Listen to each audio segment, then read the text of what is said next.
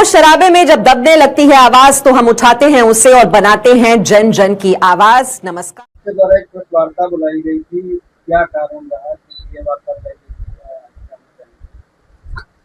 देखिए, आज जो प्रेस वार्ता बुलाई गई है और इसमें जो हमारे सभी आप जैसे सम्मानित पत्रकार बंधु सभी का बहुत बहुत धन्यवाद, जो कि आप एक आह्वान पे हमारा इस जो है सहयोग करने के लिए, जो हमारे साथ घटना घटी हुई है उसका जो है आप आवाज़ मेरी बुलंद करने के लिए आप लोग आए, इसका बहुत बहुत धन्यवाद। क्या कारण रहा कि वो देखिए, बीते दिनों जो है मेरे साथ कुछ ऐसी घटना घटी है जो कि वो बहुत ही हमें तृप्त कर रही है। और जैसा कि मैं क्षेत्र का एक दबंग प्रवृत्ति का व्यक्ति, मेरे इस संस्थान के सामने से जाते हुए उसने गालियों से संवाद किया, अपशब्द बोले, जाति सूचक गालियां दिया और जान से मारने की धमकी दी।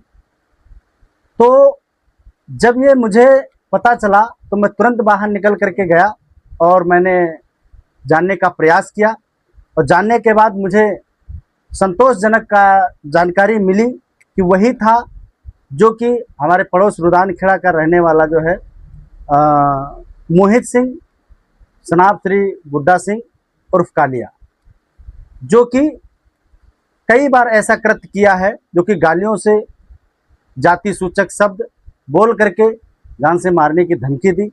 और उसके बाद मैं तुरंत इस मामले को जो है एक प्रार्थना पत्र ले जा करके मैंने शासन प्रशासन पुलिस को दिया और जा करके देने के बाद अभी तक कोई ऐसी संतोषजनक मेरे साथ कोई कार्रवाई नहीं हुई। अभी तक जो है पुलिस प्रशासन ने इसको क्या एक्शन में लिया है? देखिए, पुलिस प्रशासन ने एक्शन में नहीं लिया है, वो किसी के दबाव में है या कुछ करना नहीं चाहती है। और उन्होंने मुझसे जानकारी ली और एसआईजी आए, हल्के के दरोगा जी आए, मेरी वार्तालाप हुई। वार्तालाप होने के बाद मुझे ऐसा महसूस हुआ कि कहीं ना कहीं वो किसी के दबाव में आकर के वो कार्रवाई करना नहीं चाहते हैं, और जो कि आज भी तक आरोपी ना तो कोई मुकदमा पंजीकृत किया गया है, ना तो अभी उसको जो है गिरफ्तार किया गया है। आप एक संगठन के जो है राष्ट्रीय अध्यक्ष भी हैं, सामाजिक कार्यकर्ता भी हैं। यदि आपकी कार्रवाई नहीं हो रही है तो आम जनता का क्या हाल होगा, इस पर आपका क्या कहना है? जी बिल्कुल, आप महोदय जी सही कह रहे हैं कि मैं लगातार कई वर्षों से समाज में निस्वार्थ भाव सेवा कर रहा हूं। समाज के लोगों की समस्याओं को, मुद्दों को शासन प्रशासन तक पहुंचाने का काम कर रहा हूं। और मैं एक वीरांगना उदा देवी पासी बहुजन संगठन का राष्ट्रीय अध्यक्ष होने के नाते, राजनीतिक दल पब्लिक अधिकार सोशलिस्ट इंडियन पार्टी राष्ट्रीय प्रभारी उत्तर प्रदेश होने के नाते, और पूर्व विधायक प्रत्याशी और भावी भी पूर्व विधायक प्रत्याशी हूँ। और अगर हमारे जैसे एक सामाजिक जिम्मेदार, समाज का नेतृत्व करने वाले लोगों के साथ अगर ऐसा होगा तो हमारे आम जनता के साथ क्या होता होगा, इसकी आप तुलना कर सकते हैं।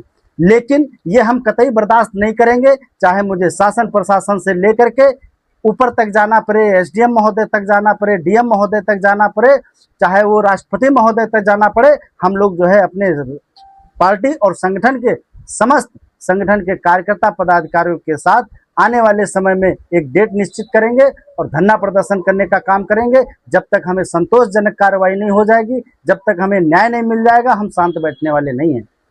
आखिर क्या वजह रही कि पुलिस प्रशासन इस पर जो है दबाव बना रही है, अब कार्रवाई नहीं कर रही?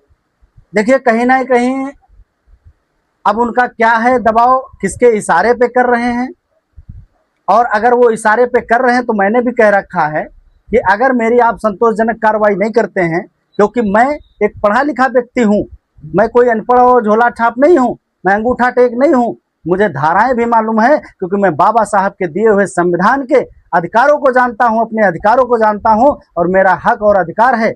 जिस प्रकार से उसने ये कृत्य किया है कि जैसे मुझे अपमानित करने का काम किया है, उसने जान से मारने की धमकी दी है, तो कौन सी धाराएं लगनी चाहिए, कौन सी नियम कानून है। मैं संवैधानिक दायरे में रह करके आने वाले समय में बहुत ही बड़े उत्तर प्रदेश के मेरे पार्टी के, मेरे संगठन के जितने भी जिला अध्यक्ष हैं, जितने भी प्रदेश अध्यक्ष हैं, सभी को एक आह्वान करके हर एक थाने पे, जिला पे विरोध प्रदर्शन करके, और मैं सरकार को सचेत करना चाहता हूं कि हमारी जो जनता, अगर इस तरीके से हम सुरक्षित नहीं हैं तो हमारी जनता कैसे सुरक्षित है। क्या मुझे ये प्रशासन के लोग, क्या मुझे ये विपक्षी दल के लोग मरवा देना चाहते हैं? ये कतई बर्दाश्त नहीं किया जाएगा और आने वाले समय में एक बहुत बड़ा विरोध आंदोलन प्रदर्शन करूंगा।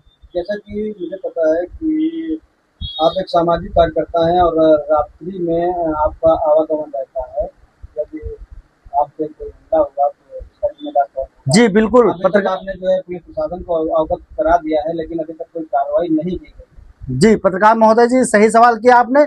मैं आपसे भी पूछना चाहता हूं कि अगर मुझे खुलेआम चैलेंज किया जा रहा है, खुलेआम गाली दे करके जान से मारने की धमकी दी जा रही है, तो मैं तो एक सामाजिक कार्यकर्ता हूं, मेरा तो कोई समय नहीं, टाइम बे टाइम मैं आता जाता हूं। अगर मुझे किसी प्रकार की कोई घटना घटती है, अगर मेरे इस संस्थान के कर्मचारी के साथ घटना घटती है, अगर मेरे किसी जो है साथी और व्यवहारी और मेरे परिवार के साथ घटना घटती है, तो सीधे सीधे इसका जिम्मेदार यही होगा। और आने वाले समय में हम बड़े ही जो है स्तर पे जो है सूचित करने का काम करेंगे, ज्ञापन देने का भी काम करेंगे।